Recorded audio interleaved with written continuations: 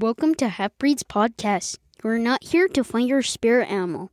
For all you people who don't want your spirit animal, sit back, relax, drink your Pepsi, eat your fry bread, and enjoy the show. Yeah, welcome back to another episode of Half-Breeds Podcast. Half-Breeds Podcast. If you are joining us, welcome. Welcome back. Enjoy. Listen to our past episodes. They're really cool. Today, we're going to be talking about our week first, and then we're going to move into part 3. Part 3 of the Thesis series. So if you're joining us now, probably should listen to part 1 and part 2. Because it's going in order. We had an awesome week. We hope you guys had a good Super Bowl Sunday if you participated. Oh, I had a good Super Bowl Sunday. I know you did. And those of you whose teams didn't play and were being all pouty about it, hopefully the halftime show lifted your spirits.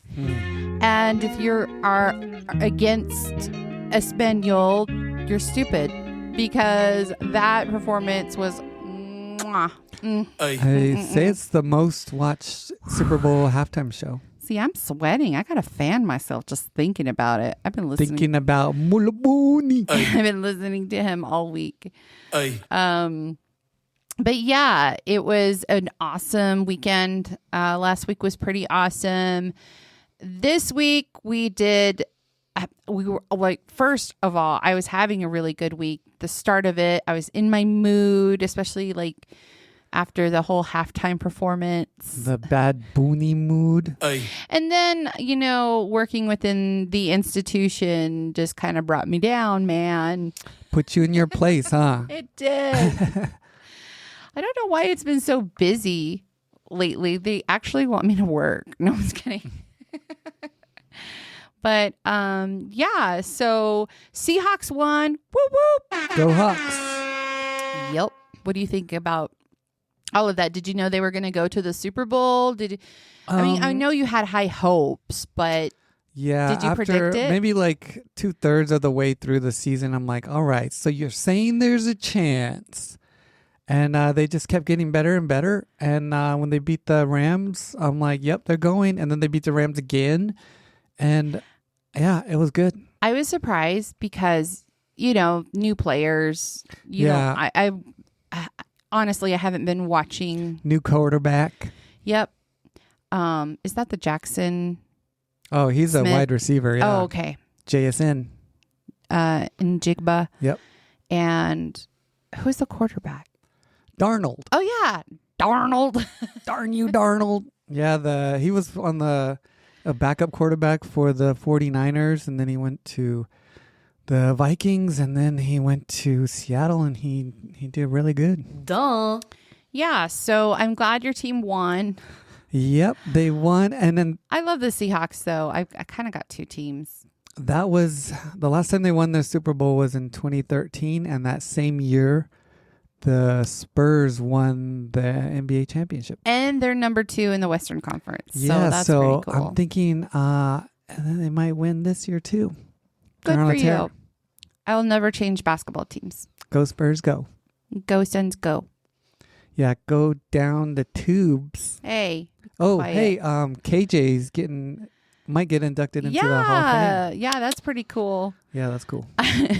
I can't believe you had mentioned to me today, I never knew this, but you said someone said you look like KJ or called you that when you were a kid. Oh, yeah, that was like in middle school, I think.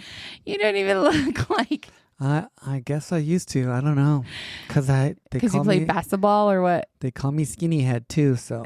Skinny head KJ I guess over there. KJ has a skinny head. You are GJ, not KJ. Yeah, GJ, KJ, it's different. So that's pretty funny. When I look at your old photos, I don't see KJ. Yeah, okay. You're just a cute boy. And I mean that in a non-sexual way. Of course. You're a sexy man now. Thank you. You're welcome. You've got Bad Bunny eyes. They're I see cross-eyed. them when you take your glasses off and you wear contacts. I'm like, oh, I see something. So yeah, I pretty much enjoyed the halftime. That's got to be the best. He really worked the camera. It's funny how people paid thousands of dollars and they didn't even, from what I've seen on like reels and stuff like that, how they videoed their halftime show from their perspective. It's like, oh, they couldn't bad. see Yeah. some of it. Yeah. So they paid. A lot of people went to the Super Bowl just to see the Bad Bunny performance. What? Really? Yeah. And they couldn't even like see it. But seriously, we got the best seats. Obviously. That was, oh my gosh, that was so good.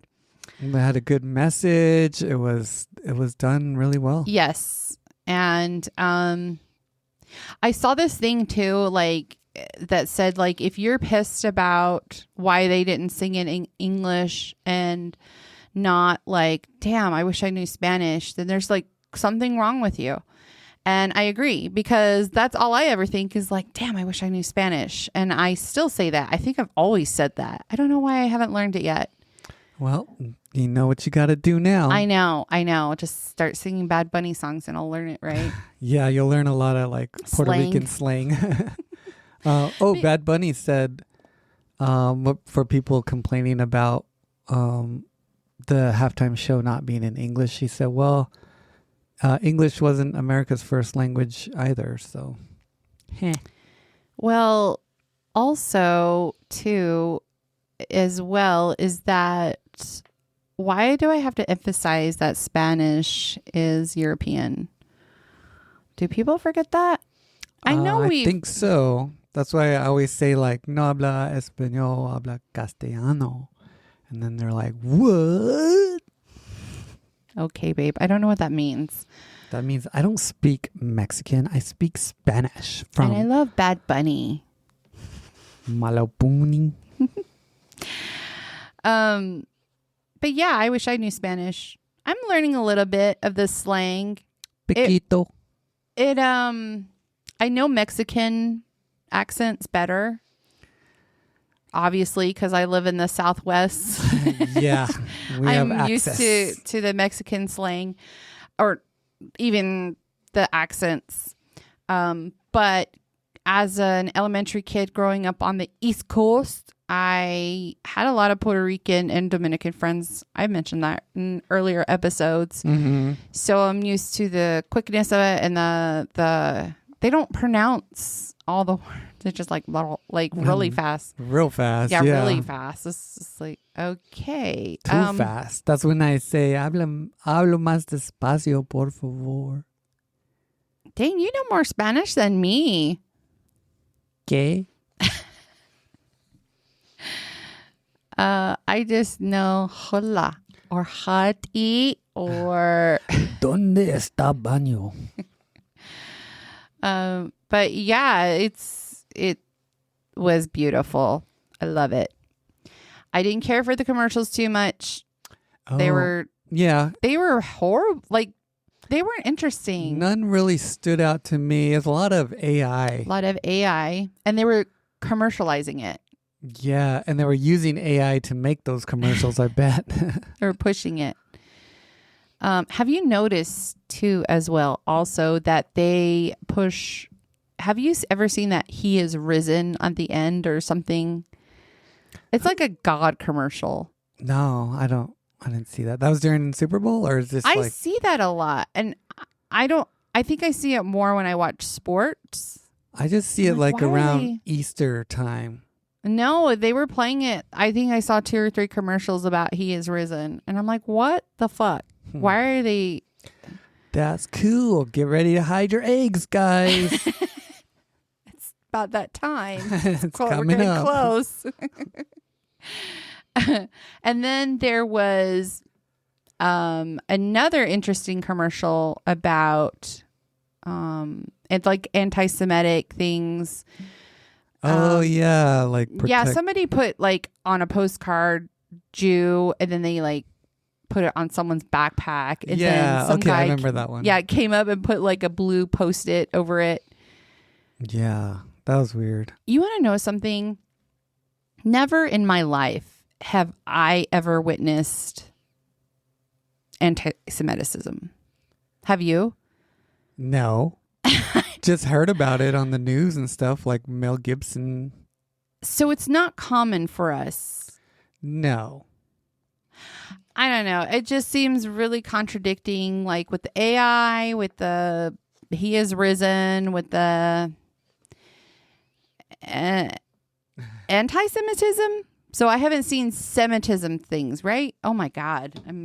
I haven't. Yeah. My brain cells are depleted, guys. This week's been long and busy. Anyways, that was kind of weird. But I just want to point out too that that I've heard people, well, I've heard a lot of Instagram things, one in particular. Instagram chatter.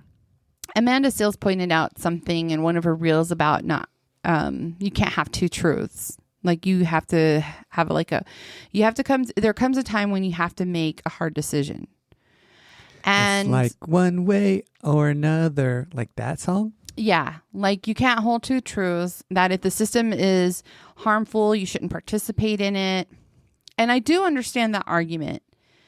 But for many of us, especially Indigenous people, navigating through those systems, we didn't design. Total withdrawal from like the NFL or participating in halftime shows or like even liking them or whatever. Watching the game. Yeah, knowing what that's all about.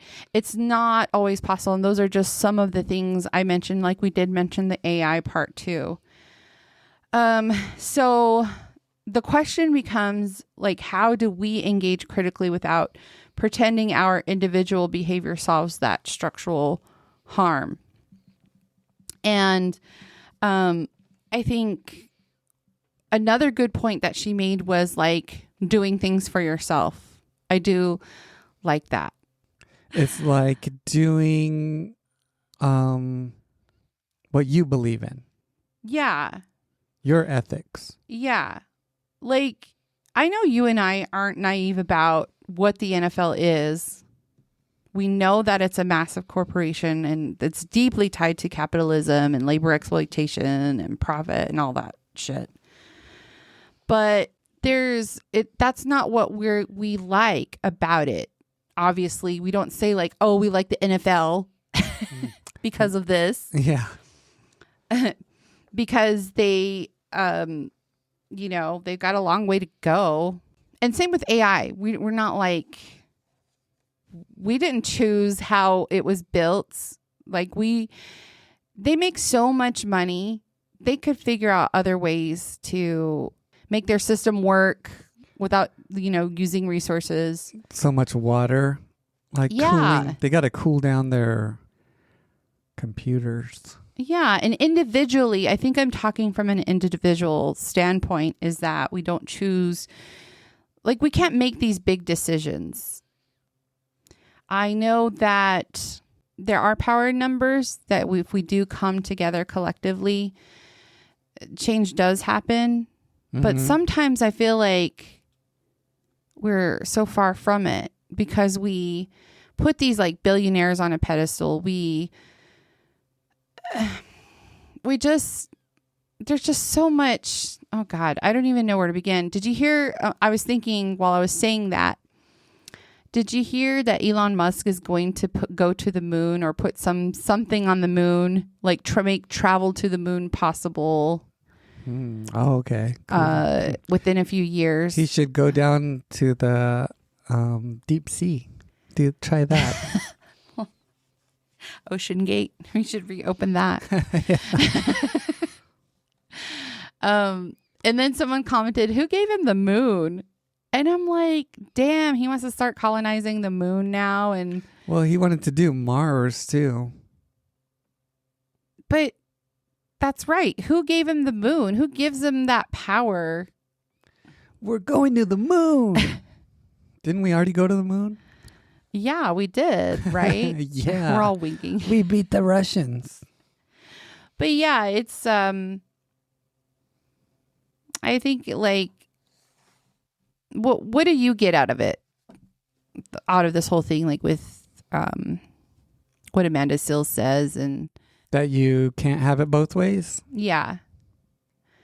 It's not, what was it? It was not, it's not hypocritical. We're trying to navigate through this contradiction. Yeah. I just think of us half-breeds. Yeah. Like, we don't have a choice. Either way, like, our Navajo side doesn't see us as Navajo and the white side doesn't see us as white. So we kind of get it both ways, but it's just how we pick it and how we decide, how we identify, how we want to live. That's true. So that's exactly what the podcast is about. We're navigating through this contradiction, and it's not hypocrisy.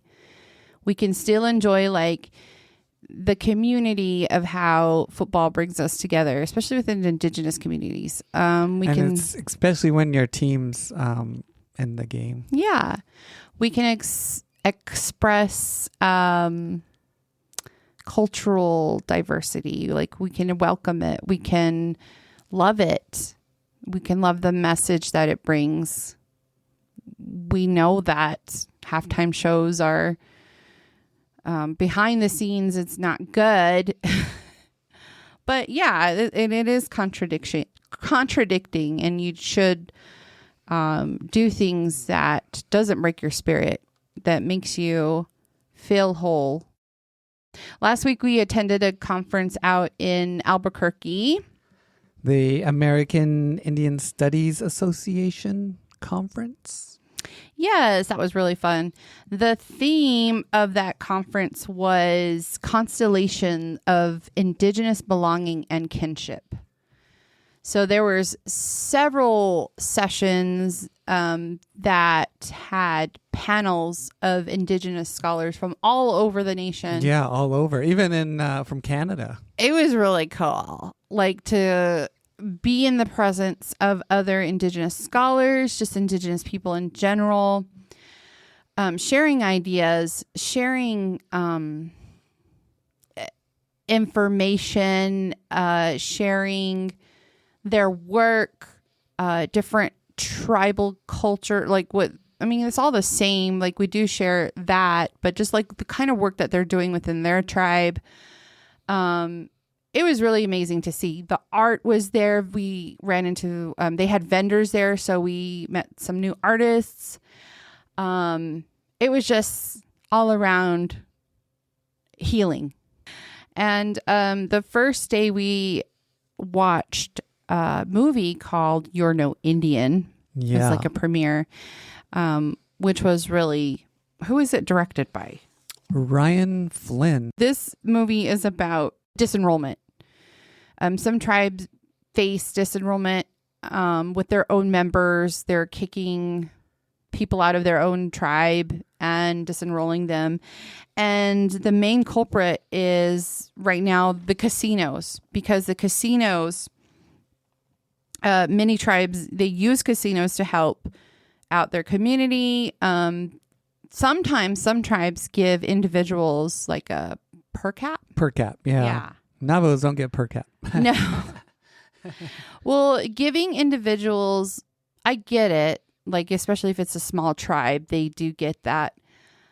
But that's where the problem, that greed creeps in. And then when you disenroll your own members, that leaves more money for you. So you get a bigger check every month. Yeah. And I had no idea this was going on. I didn't think this was possible. It does make sense.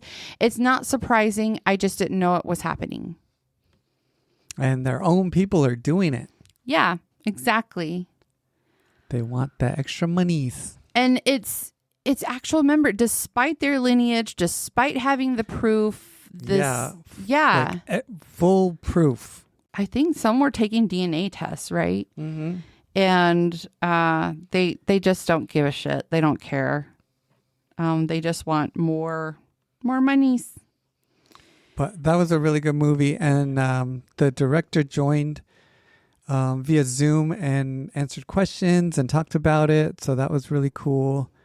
And he told everyone that that the film was going to be released to about 200 screens across North America, and then eventually it would go to a Netflix release.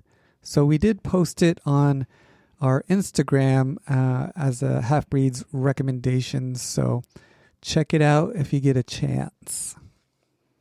Yeah, so one of my favorite quotes from the movie is that there's no room for greed around the fire. There were some tribal members that were disenrolled, still practicing, the tradition. And they just said that the medicine for greed is equal to culture. Oh, yeah. That's what I wrote down in my notes while watching the movie. I wrote down, bring your people together. That's powerful. And culture weakens greed. Yes. They did talk about some possible remedies. I think the director, I didn't really hear it in the movie about the remedies. There was some, I can't remember, but it was discussed that boycotting casinos was a remedy, but I don't know how that would work. Yeah, I see fire rocks always packed on payday. By our own people. Yeah. We're just giving back into our own. And we don't even know where that money goes. We don't get a per cap. So I'm not sure how. Maybe just change how the money gets distributed. Maybe seeing how it goes back into our community would be helpful. Yeah, just some overall transparency Yeah. would be nice to see. Especially like even on tribal infrastructure, just improving access to water, access to electricity, just spreading that. It's just, and then keeping AI data centers out of the reservation would be good. Another possible remedy was getting rid of the blood quantum. So having that open enrollment, which is defined by relationships, like in our language or within our tribal communities and language. I really appreciate that because I think language really defines those relationships. It can define and legitimize yes, indigeneity. Yes. And that's what I think it should be based on, because that's how we build those relationships. Within our tribe, when we say the clan system, it tells us who we're related to. I'm glad that stuck around and it's still strong to this day. And in your thesis, you talk about and that relationality. I do. You read it? I read it from cover to cover. Another moment that was a highlight of the ASA conference was the session by Dina Gilio Whitaker. We said, what's the dealio, Dina Gilio? She has a book called Who Gets to Be Indian? That explores the complexities of Native identity. She often overlooks the conflicting ideas surrounding indigeneity. And in national narratives, the concept of being Native is frequently based on self-identification, which often falls outside the traditional norms of kinship and belonging recognized by American Indian communities. Mm-hmm. And this all started with her experience working with Sasheen Littlefeather. And those of you who don't know, I recommend going to YouTube and type in her name, Sasheen Littlefeather. She declines the Oscar. I thought she accepted it on his behalf. Maybe I got to watch it again. Of Marlon Brando. Yeah. And who refused the award and instead wanted to give Native people in general the platform to talk about what was going on. And around that time was like American Indian movement was happening, and all the things happening within that, how that quickly got dismantled within the 70s or throughout the 70s. But in her time spent with, I cannot say her name. Fira. Shut up. I'm not a pretendian. With Sasheen,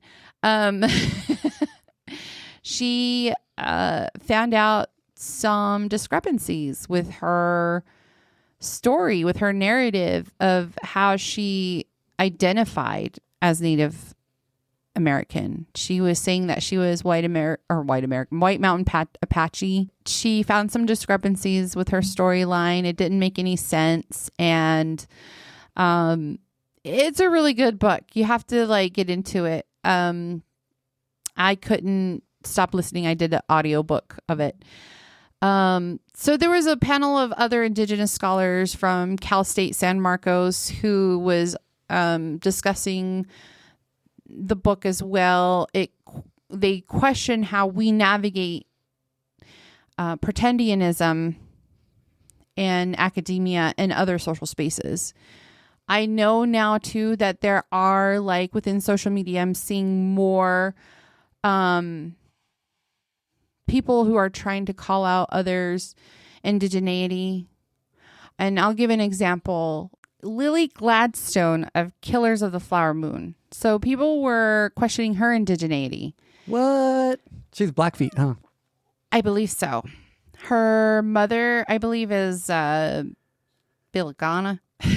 She's a Bilgana? She's non-native. Her father is native. I really appreciated how her mother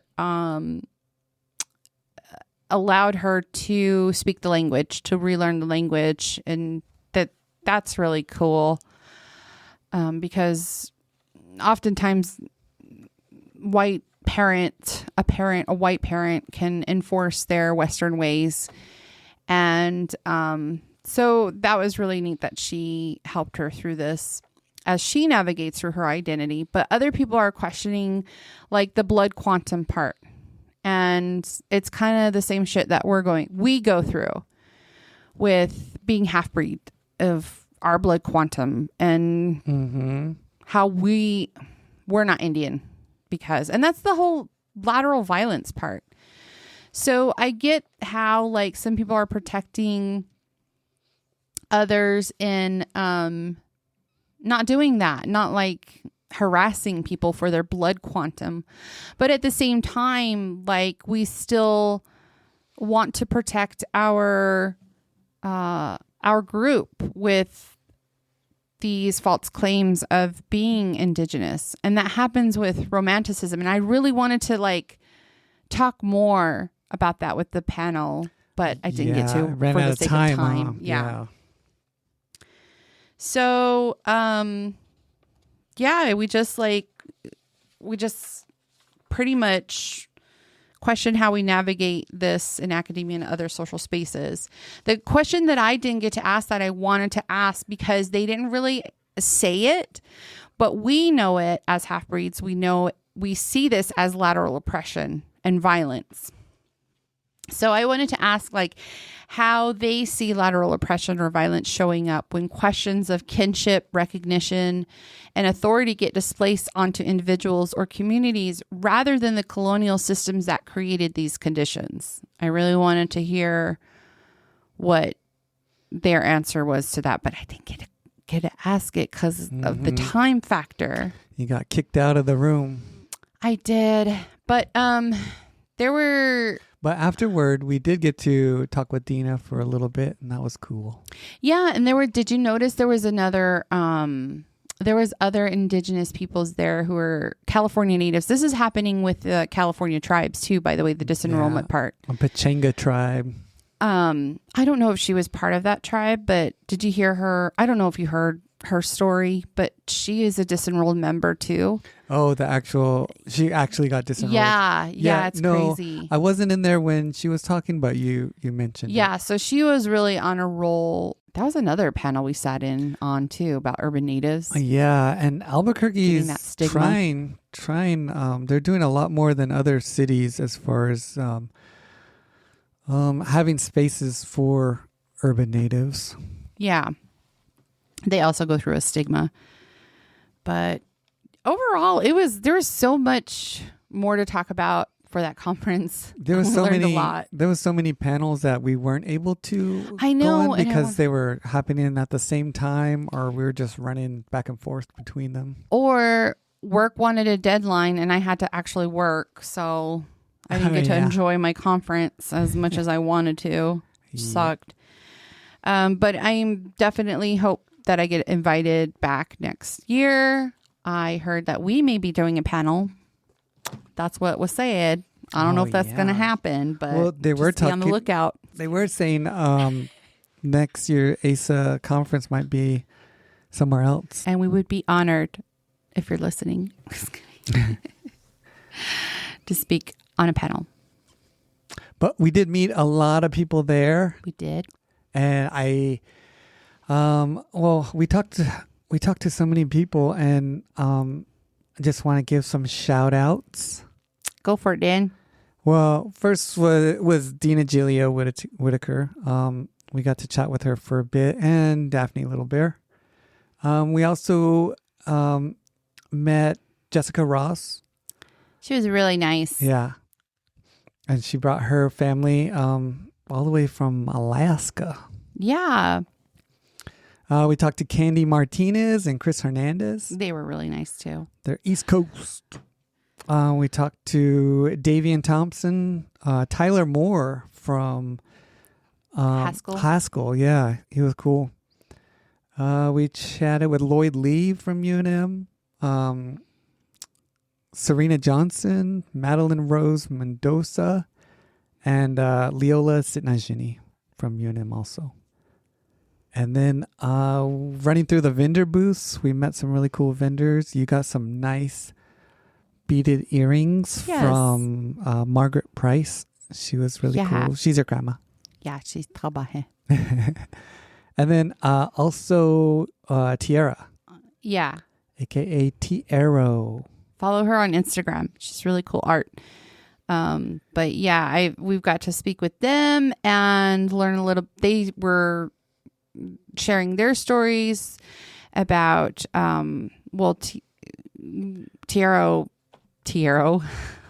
or Tiara. She shared her story about her experience as an undergrad through UNM, and that was pretty amazing. Thank you for sharing that. But it was nice to have that connection too, because we're all pretty much going through the same thing as Indigenous scholar, which brings us into part 3.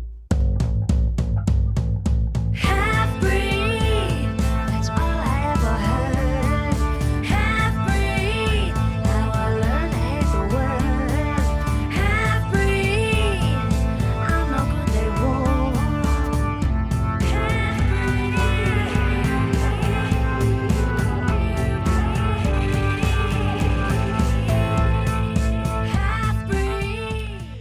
In the last episode, I talked about what it felt like to move through institutional harm before I had language for it. This episode is about what I've learned since, and about how these systems are designed to function. Because what I've come to understand is that a lot of institutional harm doesn't come from one bad person or one dramatic moment.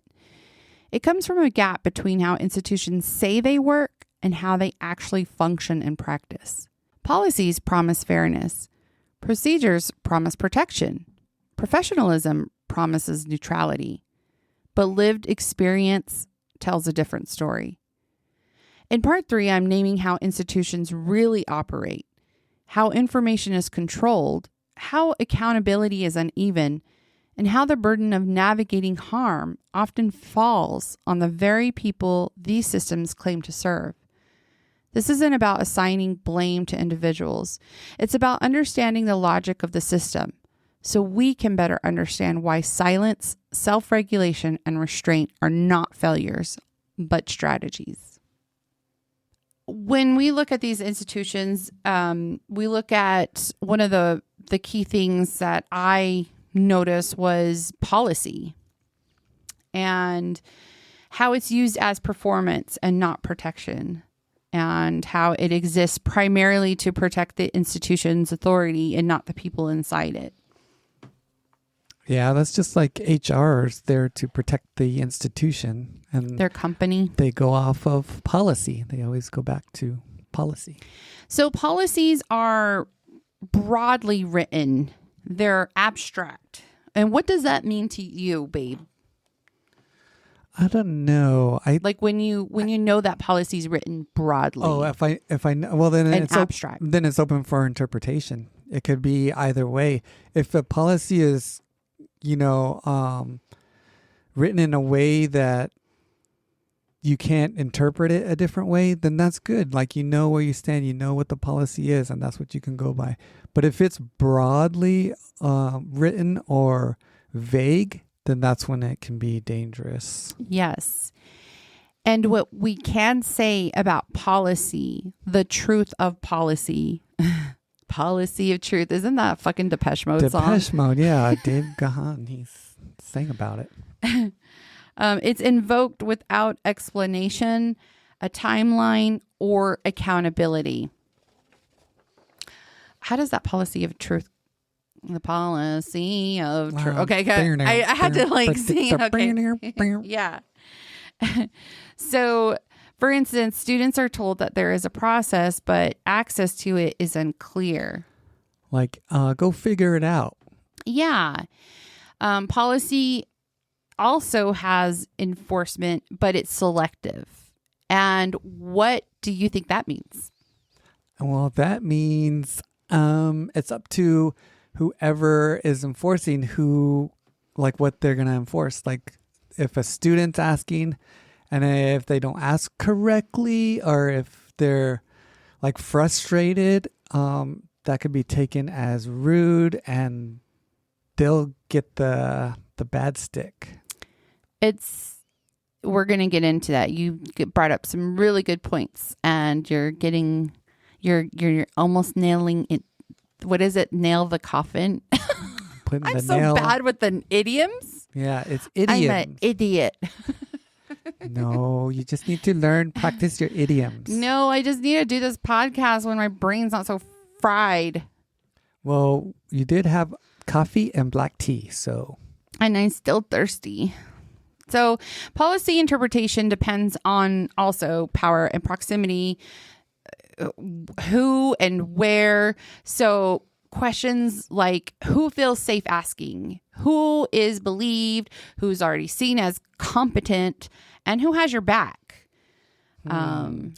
Those are important questions to ask. Yeah, but then it could switch too. Like, some people I thought had my back, but then when, those questions arose, then you saw them run away. And they're playing that game.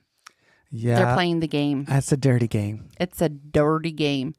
You know what I'm thinking about when we say that it's a dirty game? And this is fucking Monopoly, right? Mm-hmm. Yeah, I'll undercut. Like, if you have all of the yellows and then I land on one and you don't have that one, yeah, I'm going to buy it. And I'm going to screw you over. And when we play with the kids, they're always like, can you leave the train for me? And we're like, yeah, sure. We don't. That's so evil. Well, the last one I got Park Place and Broadway, and I still lost, even though I got those the best ones. Milo loses hard. He spends he money. Don't care. But then when that one time he won, because he bought everything. It was weird. I was like, I was just thinking he's gonna run out of money, and then we're gonna take all this. But no, he won. I was all saving my money and landing on everyone's hotels. Yeah, that game will piss you off because in the end, greed wins. It's really sad. That's why I prefer to play chess. So an example would be like through advising and mentorship policies. So how those are written is that students are encouraged to work closely with advisors. You probably have heard that within the institution or even in a handbook, the student handbook. Yeah, but a lot of times I don't even know who my advisor is. Okay, well, departments, or they'll say like something like departments aim to provide appropriate mentorship. And what's really missing is that there's no guarantee of consistency. There's no contingency plan if advisors leave, which happens quite often. We work, like we said, we work within the institution, so I see it all the time. Yeah, and in my undergrad, I went through How many? like 4 advisors As an undergrad. as an undergrad. I think that's the crucial part. As a graduate student, your advisor is your chair. So even things can happen there. I've heard stories of students who have gone through like who had an advisor. Their chair was their advisor, and then they stepped down, and then somebody else had to be their advisor. So what it I'm even sitting happens. on right now is my advisor. Yes. There's no enforceable responsibility on the department. That's what's missing. The structural effect is that when advising collapses, it's framed as miscommunication. And for Indigenous students, there's no backup kinship structure. That students are expected to self-manage instability. For Indigenous students, more relationally depending, they are more relationally dependent on stable mentorship, but a lack of mentorship is never, it's not considered harmful within policy. Yeah, I was never, well, I didn't really ask. I just like, oh, I got a new advisor. Who's that? And then tried to contact them. Sometimes I'd get an email like, hey, I'm your new advisor. And then nothing, like never hear from them again. No accountability. And they're not liable to it because it's not in the, it's so abstract. And like I said earlier, in the handbook, it's open for interpretation. And another thing with my advisors, and I think I was lucky. Like I look at my star audit. I check my credits and stuff. Made sure I was ready to graduate. And they never once said I could have got a minor. I was eligible for a minor or anything. That was never brought up. I didn't even think to look at it until you looked it up.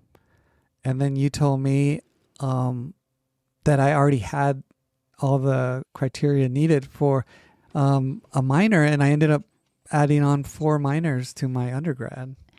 And that goes back to those questions of who has your back? Who had your back, babe? Fira. And yeah, exactly. So if I didn't work within the system, you wouldn't have known. I wouldn't have. I don't know. Maybe I would have mentioned it, but I don't think I would have gone in depth. You would have said, ask your advisor. And I'll be like, I don't even know who my advisor is. But yeah, that's what we're talking about too. Things like that. Policy too is often referenced after harm occurs and not before. Oh, so, yeah, after the fact. Mm-hmm. Because they don't do anything to prevent the harm. They just wait till it happens, like with a grievance process. Grievances are filed afterwards, right? Yeah, afterward, and then there's a policy and procedure in most institutions. And then they'll try to see if there was a violation in policy. That's what the grievance is to pretty much investigate what policy was broken, because they don't give a shit how you feel. Yeah, and then if you go out of sequence, they throw it's done, like you did it wrong. You gotta start over. Exactly. So if harm doesn't violate policy, institutions don't have to acknowledge it. So that's the problem there. 2, I learned that confusion is a structural tool. And through this experience, that played a big role because I went into it not knowing what to expect. Obviously, I've never gotten master's before. I think I mentioned that in the last episode. This is like everything that I felt. I think I talk a little bit more about that in the last episode of just how I didn't know anything and how I was expected to know it. And we can talk about this truth that the confusion part, it's not a failure of communication. It's a governing strategy. That information is distributed unevenly. Key decisions occur without transparent communication. Because grad programs assume students already know how academia works, when to push and when to stay quiet. They also assume that students already know how to decode vague guidance. Because they did their undergrad and now they know how to navigate. Yeah, it's just like when we tell the boys to do something, like if we tell them something new, like chop some wood. Yeah. And then they hold the axe dumb. Backwards. That'll hurt. Oh my God. Yeah, like that. You can't just give him an axe and then like expect them to know how to chop woods. I mean, no. They'll probably get the sharp part right, but like how to hold it, how to, make sure your distance is good, it's safe. Make sure you don't chop your foot up. Have you ever done that? Oh my God. I've done that. Yeah, I've hit my shoe, but I had a shoe on and it didn't go through. So. Oh, you're lucky. I've hit my shoe too and it didn't go through. Oh! My brother was chopping woods one time and he had a double edged axe. Oh God. And my sister went behind him to pick up the wood that he chopped already. And he swung it back and it hit her right in the, like above her eye. And she's all bleeding. My brother's all, I think he got spanked pretty good. Oh no, that was an accident, right? Accident, literally. I got what she did there. I'm slow. See, babe, like you can't do this puns, to me. Your puns are so fast, you didn't even realize you were punning. I didn't. Oh my gosh, I'm just sitting there like, huh? The door? So this is harmful for Indigenous students because they may be first generation, and and then if they do go back to grad school, so a lot of times it's like years after their undergrad, so they're not like in institution, academia mindset. Yeah, they're also navigating through this academic culture. And it does clash with community values, like with tradition, with how they grew up. And they also may interpret like unclear signals while trying not to disrupt other relationships or their own relationships, like with advisors or with their professors even. Yeah, professors. Mm-hmm.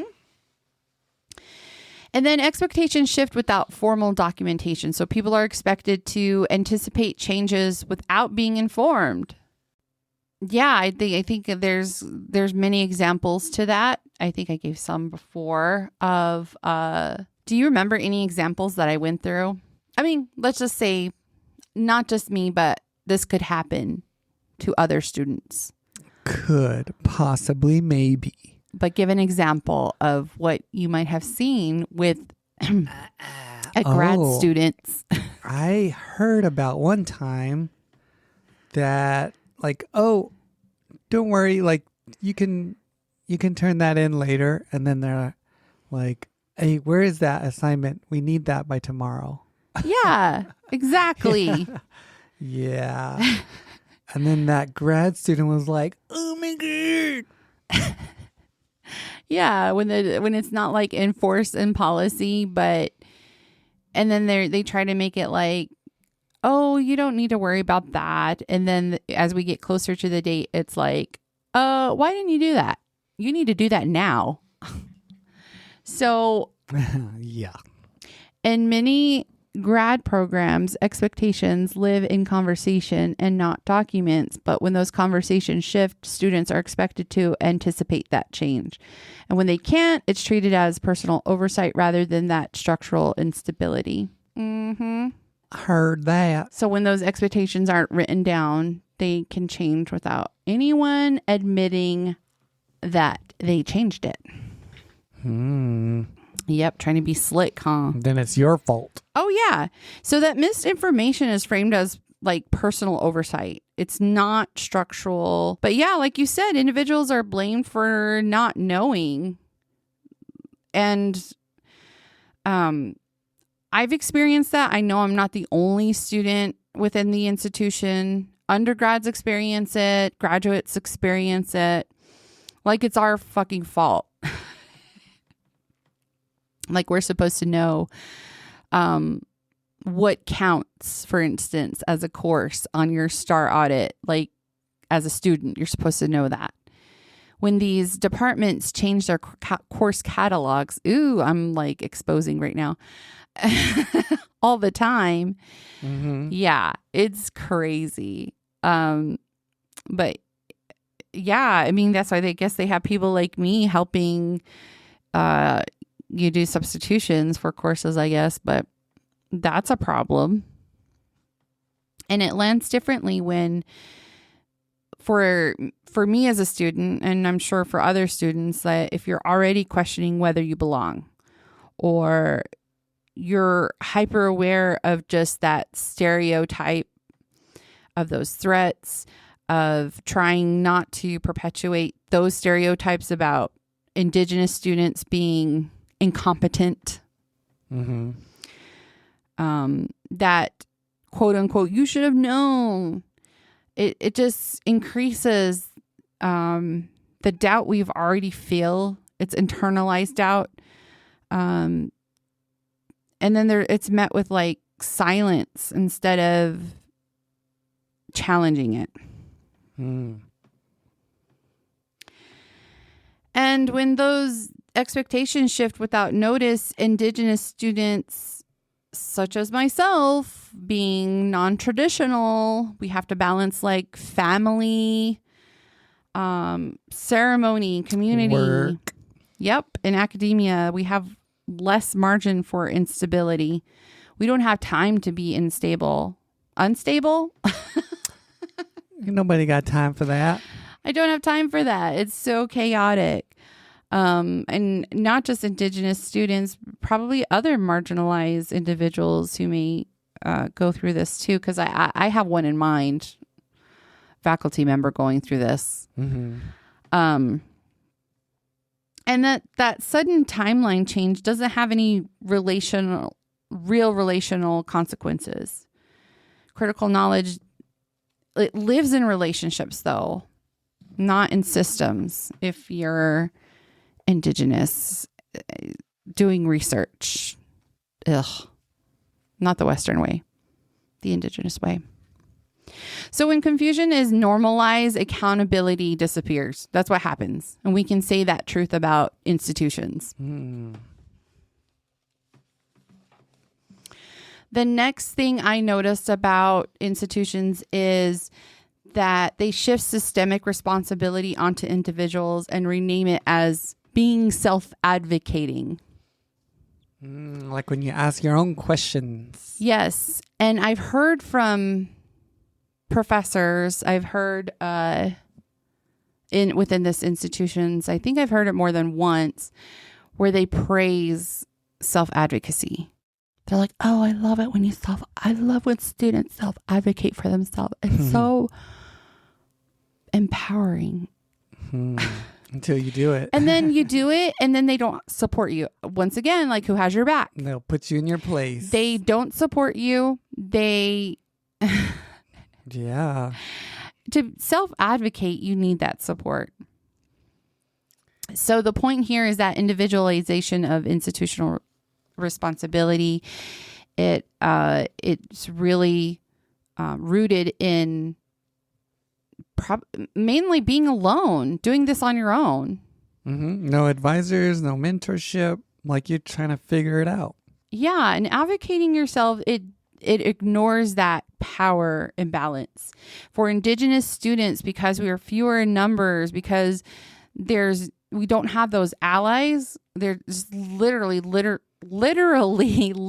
to no mentors or institutional allies. Like, we don't have that.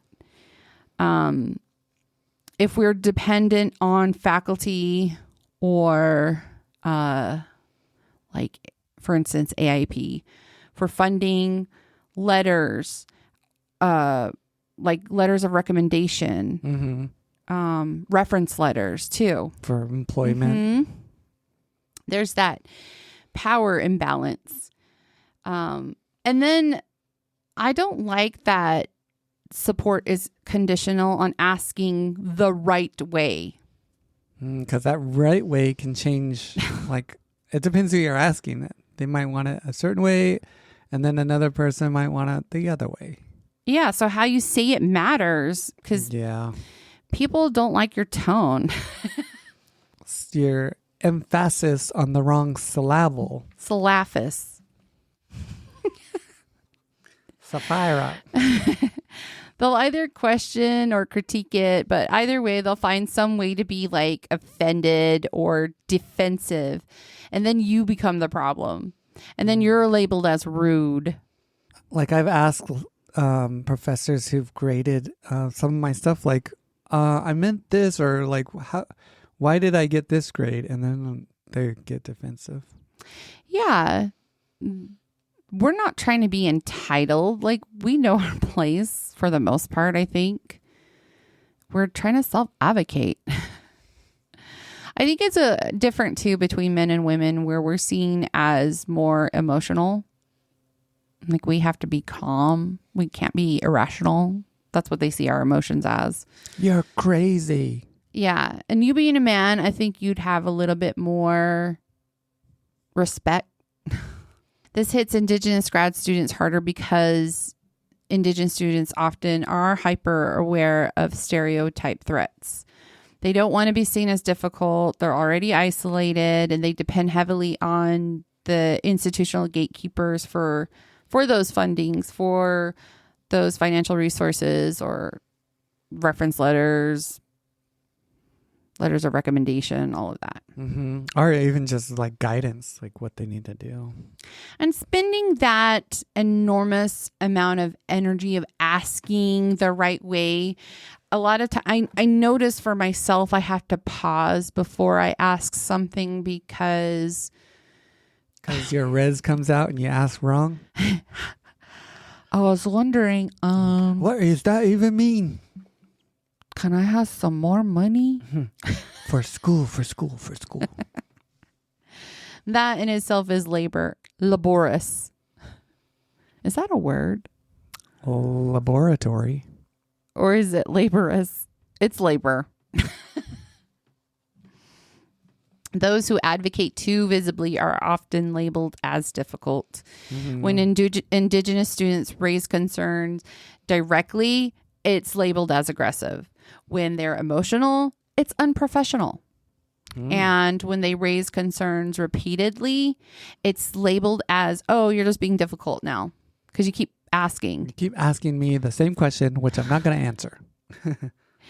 And those who don't raise concerns or just give up on the fight, they're like, I'm not going to win, whatever. They're labeled as passive. They're labeled that like they're not serious enough, and then or they don't care. Yeah. So if you ask too much, then you're difficult, and if you don't ask, then you're lazy and you don't care. Yeah. It's once again, we're just like navigating through that contradiction. That's what I see. Gotcha. In many institutions, Indigenous students are expected to advocate without ever making anyone uncomfortable. Because structural instability is reframed as a personal challenge to overcome. Progress is measured by resilience rather than support. Because institutions praise, oh, you're so resilient. You're very resilient. You're strong. You can persevere. Through our crazy institution. That's so crazy how, like, I could see it, like how that's praised. Just being Indigenous automatically equates to all of this. And to me, I I'm starting to move away from that word resilience. Back to resilience. Because to me, it's like, well, if you didn't produce the harm in the first place, I wouldn't have to be fucking resilient. So how about not like traumatizing people and treating people with respect? No, you don't want to make it easy. But that praise, it does often mask the lack of structural support. It masks under-resourced mentorship, which means it doesn't mean that your mentor is bad. It means that the institution doesn't have any funds for mentorship. Or even like training. Like, Yeah. I've never heard of a chair or someone, going to a mentorship training. Like how, like these are the dates that are important that your scholars should know. These are the deadlines. This is what you need to do. Like that would be good to do. Mm-hmm. And here's a big one for me too, that praise also masks emotional isolation. Like we kind of suffer in silence because of all this shit. So when institutions celebrate that resilience more than they provide that support, resilience becomes a substitute for accountability. Self-advocacy sounds empowering until you remember who holds the power to evaluate you and only works in systems designed to listen. That's the only way it's going to work. You hear that? Just kidding. What? The next part or point I notice within the institution is that professionalism is seen as harm management. And what I mean by that is that it's a disciplinary tool that manages institutional discomfort, not well-being. Professionalism doesn't give a shit about your health or your wellness or how you feel because it's rooted in white norms. Duh. Mm-hmm. Gratitude is expected regardless of conditions. They really like that ass kissing. The gratitude. Yeah. Professionalism is rooted in emotional restraint. Emotional regulation is demanded unequally. Emotional responses are framed as unprofessional rather than contextual. And composure is rewarded over clarity. Professionalism is rooted in submission to authority. And then it's also rooted in individualism over relational accountability, which is the big thing we keep preaching about as Indigenous peoples. Having that, being accountable for our relationships. Mm-hmm. And this pressures Indigenous students to self-censor, to absorb that harm quietly and perform that gratitude even when we're unsupported. Do you know of an example? Yeah, put that smile on and put some extra butter on the emails. Mm-hmm. Yeah. And yeah. Butter them up. Apologize. Because Because everything's your fault. Yeah, take that blame. Yep. Take that. Yep. Students are often left like apologizing for things that they didn't even do. And then turning around being like, oh, thank you so much for your work and your mentorship. And your understanding and me being so uninformed. Yeah, and they don't want to hear your excuses either. Yeah. Mm-hmm. You're like, I'm a mom and I have, they're like, well, yeah. Who gives a shit? I didn't tell you to have kids.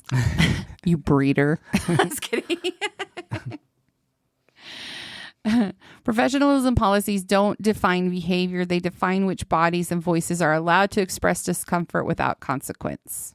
The next point I saw within the institution is silence as a rational outcome, not a moral failure.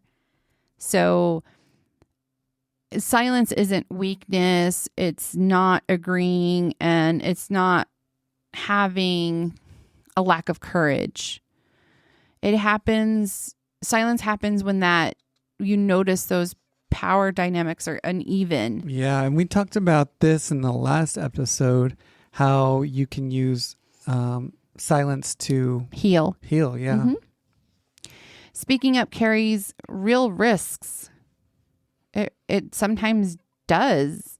Nobody likes a whistleblower. Nobody likes a scapegoat, because then you're making people accountable, right? Yeah, you make people do their job. And that's not cool. not comfortable. So access to funding, mentorship, letters, and reputation depends on those in authority. And there's no safe pathways for accountability. And when systems are unstable and power is concentrated, that silence becomes protective. And like I said, we looked at it as more of healing. Mm-hmm. And the bad thing about silence, how institutions benefit from the silence, is because it looks like, oh, everything's going great.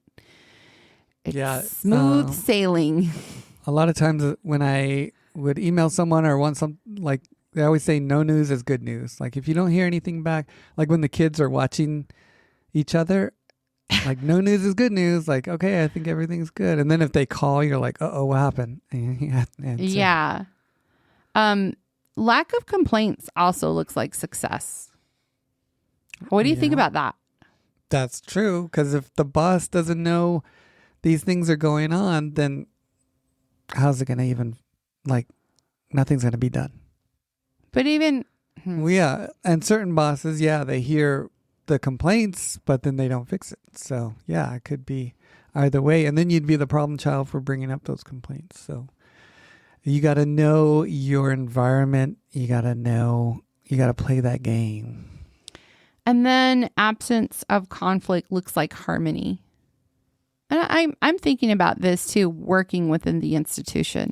Like in an office. Mm-hmm. Yeah. I'm thinking about our public school ways, just that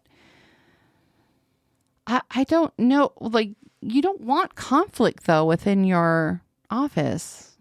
So no, happy workers get more work done. They're more productive. There's, I guess, always a problem. I just think it's just how it's dealt with. And there's always haters. Always. But yeah, silence is simply just survival. And for Indigenous grad students, we are often one of the very few. There's not very many of us. We don't have institutional allies. We rely heavily on those gatekeepers to make those advancements, to move ahead. That's how it goes. Got to play that nasty ass game. We're hyper aware of those stereotype narratives of Indigenous scholars. They always want to portray us as a problem when we are, because, right, an Indigenous scholar is dangerous, right? Yeah, an educated native is a dangerous native. Yes. Speaking up carries that and amplifies risks. So if we speak, we're being labeled as that difficult and not seen as, oh, we're not a good fit. And we can risk losing those accesses that we have, those relational access. If we stay silent, we preserve that stability. We can protect future opportunity and our communities from further harm. And then thus it becomes rational. Yeah, that's what I think it's so good to have someone you can talk to and just like get things off your back and just vent. That way, when you're in those situations, it's not going to come out and you're not going to explode. Mm-hmm. And why I had stayed silent too, this is so true for me and a lot of, I guess, Indigenous students. And when you look at silence as being rational, it's not because we don't see the harm. We do see it, and you're right in the middle of it. We calculate those consequences. So you got to really look at, okay, know your environment. if I say this, what's it going to do? Is it really going to be a problem? Is it going to help or is it going to hurt? Exactly. And just remember that silence isn't the absence of resistance. It's often the cost of survival. Which brings me to the next point of what institution defines as harm and what they don't. That doesn't hurt. So institutions do not deny that harm exists. They do narrow what counts as harm, and they only recognize harm that is documented. Got to document. Extreme. Blatant. If it violates policy or if it's publicly legible. Yeah. Can you give an example about that? Like if it hurts their reputation. Oh, okay. So everyday harm like instability, exclusion, just the fucking shit that we go through or we feel as students, as even staff working within these institutions, like just having that shifting expectation or feeling the emotional strains and having those relational breakdowns. I think we all have been through this. It's treated as miscommunication or a personality conflict or quote unquote part of the process. So if harm doesn't violate written policy, it's not acknowledged. That's why institutions don't deny harm. They narrow its definition. I gotcha. That's why it's so important to document. It is. I've got a list. You got a book? I've got a book. You're writing a book? I'm going to publish it in one of these journals. Indigenous grad students who often experience harm that is cumulative, relational, emotional, structural, procedural, subtle, but persistent. An example would be like being left out of informal information networks. Not knowing like who's there, like how we were at the conference. Like just imagine like that gatekeeping. I really fought for going to that. I felt that was gate kept in some ways, or it was tried to. It was tried. Tried and true. Yeah, but those are the networking. I got to speak to the editor of Wakazasa Review, who's Dr. Lloyd Lee. I've got to learn that process of what it's like to publish articles and how long it takes, the process and all of those things, and what that review is for. Is it good for me and my work and that what I'm trying to convey? So those kinds of things, those like kind of networking things. Yeah, networking's always good. Exactly. Like we had to fucking promote our podcasts. Yeah, we told a bunch of people about Half Breeds podcast, and I hope they're listening right now. Yeah, I hope so too.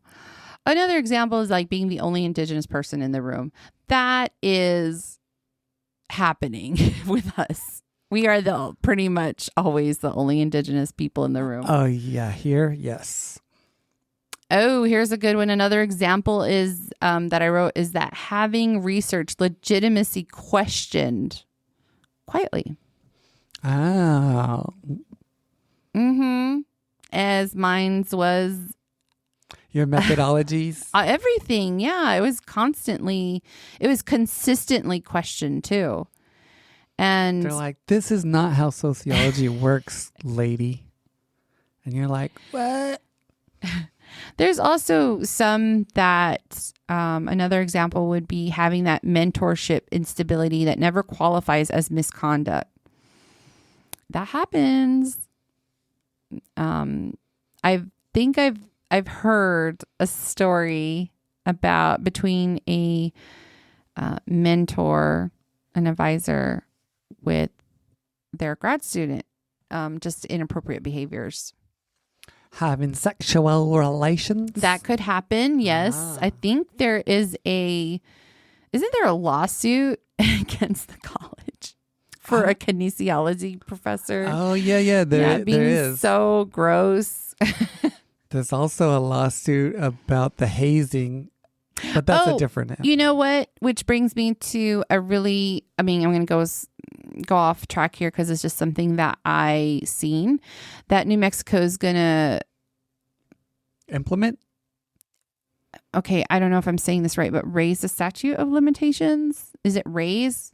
Like, it doesn't matter if it happened like 50 years ago. Yeah. You could still be like... They're getting rid of the statute of limitations. Okay, yeah, that's what they're doing. Yeah, I heard about that too. Yeah, like it doesn't matter. And is that only on sexual assaults? I don't know. Or is it on... I can't be on everything. I don't know. But that's a huge win. I like that. Go NM. So all those examples, none of them... They don't have to violate policy. Like it might not be in the policy. So when Indigenous students try to name it, they're often asked, oh, what rule was broken? Do you have any documentation? Can you prove that shit happened or prove a pattern? Whatever. They just want, I'm thinking about what happened today that you know of. They want proof that we attended a conference. Oh, yeah. And we had it. We did. It just reminded me of that. So we know how the game's played. We got our ducks, and they are in a row. Ducks in a row, and they're Jeep ducks. So instead of being supported, we're required to prove the harm happened, which shifts the labor back onto Indigenous students. So when that harm must be extreme to be recognized, everyday instability becomes normalized. And that brings us to summarizing the structure of why this keeps happening. It's ongoing. What I'm describing isn't just about bad people. Or bad boonies. Bad bunnies. It's about the design. When institutions prioritize legitimacy over care, when policy replaces those relationships, or when responsibility flows downward instead of upstream, harm doesn't have to be intentional to be predictable. And confusion happens because it protects flexibility. Silence persists because it protects stability. Responsibility keeps landing on individuals because that keeps the system clean, especially for Indigenous grad students, because that means for us, we have to navigate through those structures that appear supportive on paper, but they operate through this ambiguity in practice. My question. Dang, you got a real question, huh? I guess it's maybe it isn't why does this keep happening? It's what is the system designed to protect? Itself. Yes. But that's the truths. The truth is I can say about this whole process, being a graduate student within the institution. I named my experiences in part 2. Part 3, I'm naming like the legitimacy of policy and who it protects. And that's all I got to say about that. Oh, for now, you'll have some more to say because you're not going to be silent, right? Are you protecting yourself? I'm protecting myself. Okay, shh, be quiet. Shh. But I do want to say happy Friday the 13th. Is it the only one this year? I think it is. Yeah. That would be our how many 13th? Like our 6th No. Let me check. We've been married how many years? I don't know, 12? It'll be our 14th. Our 14th, 13th? 14th, 13th. Right on. We got married on Friday the 13th. Back in the day. 13 is a really significant number for me. A lot of things happen with the number 13 for me. It's weird. Yeah, and then also happy Valentine's Day. Happy Valentine's, babe. I was going to ask you, can you be my Valentine's? Only if you do something. Okay, I've done lots of things. So. Yes, I got it. Okay. Only if you say you love Bad Bunny. I love when you listen to Bad Bunny because I get to reap all the rewards. You love Bad Bunny. Malabuni. Ay. Well, that's all we have, folks. Have a good, lovely Love weekend. love weekend. Make love. Go snag. Make love, not war. Don't forget your snag blankets. Remember, the question isn't why didn't you make noise? The better question is, what does accountability look like in systems where speaking up carries consequences? In the next part of this series, I'll talk about what refusal actually looks like inside these spaces and why protection, professionalism, and restraint are often misread as compliance. Silence does not mean consent. Survival does not mean surrender. Ay.